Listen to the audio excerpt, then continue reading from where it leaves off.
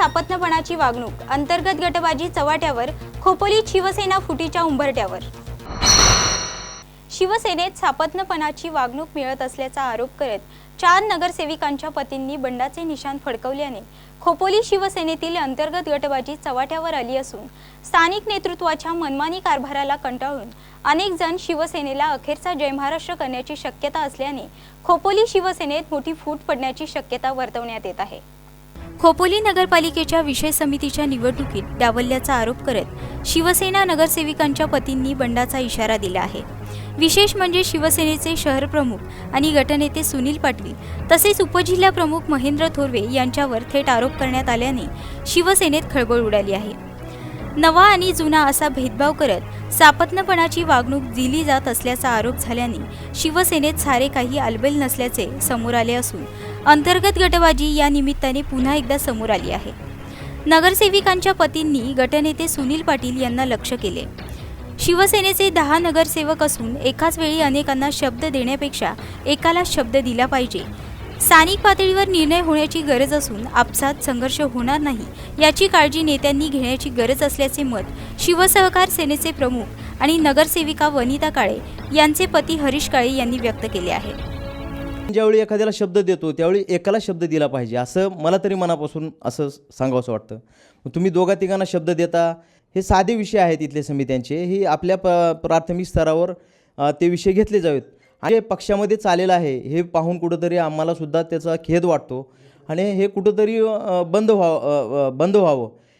पक्षात जे सुरू आहे ते पाहून खेद वाटतो असे सांगून पक्षांतर्गत मतभेद मिटवण्याची गरज असून शिवसेना, काँग्रेस आणि भाजप असा गट असला तरी काँग्रेस आणि भाजपला आपण दोष देणार नाही असेही हरीश काळे यांनी म्हटले आहे। त्या 10 गटाचा जो काही निर्णय आम्हाला ज्या काही समित्या दिलेल्या आहेत त्या समित्यामध्ये आम्ही आमचं ठरवू, काँग्रेसवाल्यांनी काँग्रेसवाल्यांचं ठरवावं, BJPवाल्यांनी BJPवाल्यांचं ठरवावं। तर माझं म्हणणं एवढंच आहे की आमच्या नेत्यांनी, मला काँग्रेसला किंवा BJPला दोष द्यायचा नाही आहे, माझं म्हणणं एवढंच आहे की जे काही आमचे शिवसेनेचे आमचे नेते आहेत, मग प्राथमिक स्तरावरचे जे काही नेते आहेत यांनी निर्णय घेतला पाहिजे आणि आमच्या उच्च स्तरावरचे काही आमचे ज्येष्ठ मंडळी आहेत यांना सगळ्यांना विचारून की आम्ही असा असा निर्णय घेतो आहोत आणि हा निर्णय आपल्याला योग्य आहे का, तो पहिल्या दिवशी तुम्ही ठरवून दुसऱ्या दिवशी तो निर्णय लगेच फायनल करायला पाहिजे होता। दुसऱ्या दिवशी परत तिथं काहीतरी वेगळे पण सभागृहामध्ये करणं हे मलासुद्धा चुकीचं वाटलं। त्याच्यामुळे आम्हाला माहिती होतं की ह्या अशा गडबड चालू आहेत, त्यामुळे आम्ही त्याच्यामध्ये जास्त सहभाग घेतलेला नाही। एखाद्याला दुखवायचं, एखाद्याला खुश करायचं, 10 जणाला शब्द द्यायचा, हे मला थोडंसं चुकीचं वाटतंय माझ्या मते वैयक्तिक। स्थानिक नेत्यांमध्ये निर्णय घेण्याची क्षमता नसून पदं द्यायची नसतील तर खेळ का करता असा सवाल नगरसेविका माधवी रिटे यांचे पती तात्या रिटे यांनी उपस्थित केलाय। शिवसेनेत सापत्नपणाची वागणूक मिळत असून आमच्यात वाद लावण्याचा प्रयत्न केला जात असल्याचा आरोप रिटे यांनी केलाय। निर्णय प्रक्रिया आणि कामात डावलण्यात येत असल्याने शिवसेनेतून बाहेर पडण्याचा इशाराही तात्या रिटे यांनी दिलाय। परंतु शिवसेनेच्या बाबतीमध्ये शिवसेना म्हटलं की वरिष्ठ पातळीवर हा चांगला पक्ष आहे, चांगली संघटना आहे, पण स्थानिक पातळीवरती यांचं कुठलेही निर्णय घेण्याची ह्या स्थानिक नेत्यांमध्ये क्षमता नाही। ज्या वेळेला कुठलीही प्रक्रिया असेल, निर्णय प्रक्रिया असेल, हे निर्णय घेत नाहीत। बदलायचे काहीतरी घडामोडी चाललेत, कारण की शिवसेनेमध्ये तिथे अजूनही आम्हाला लोक म्हणजे ना एक सवतीची आली का काय असा प्रकार त्या ठिकाणी आम्हाला दाखवतात।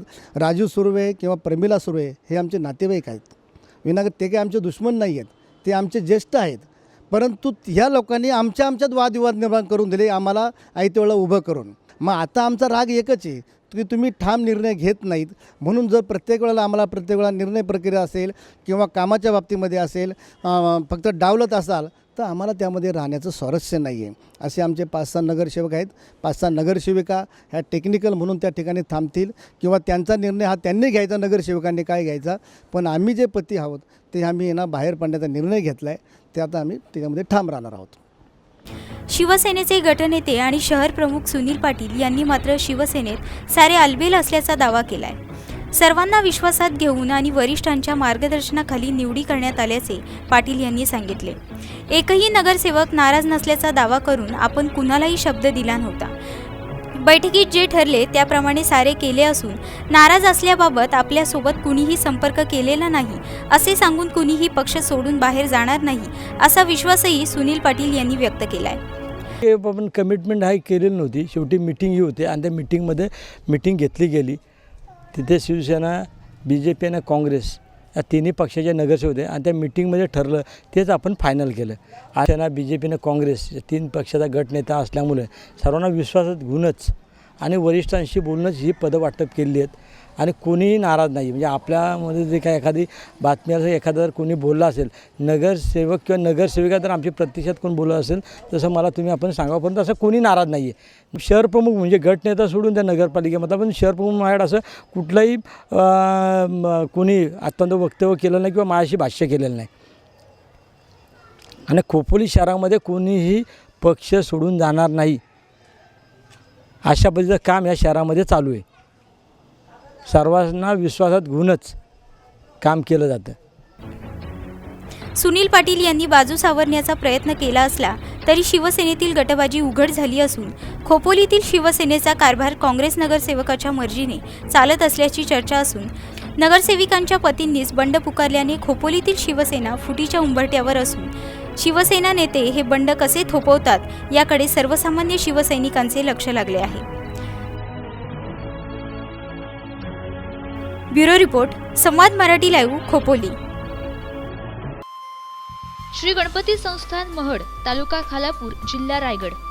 श्री वरदविनायकाच्या भक्तांसाठी भक्तनिवासाची सोय, स्वच्छता आणि 24 तास गरम पाणी, CCTVची नजर.